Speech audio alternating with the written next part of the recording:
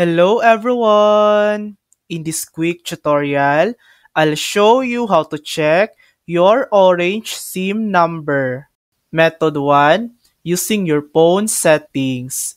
Go to Settings on your phone, navigate to About Phone, then SIM card status. Your phone number should be listed there. Method 2. Using a USSD code. Dial the Orange specific USSD code for your country.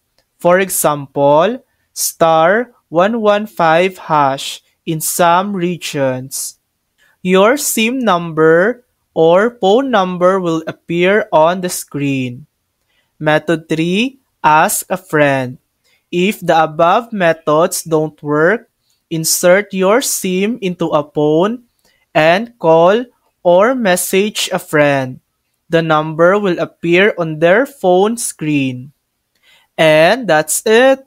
Now you know your Orange SIM number in no time. Thanks for watching. If this video helped you, please like and subscribe for more helpful tutorials.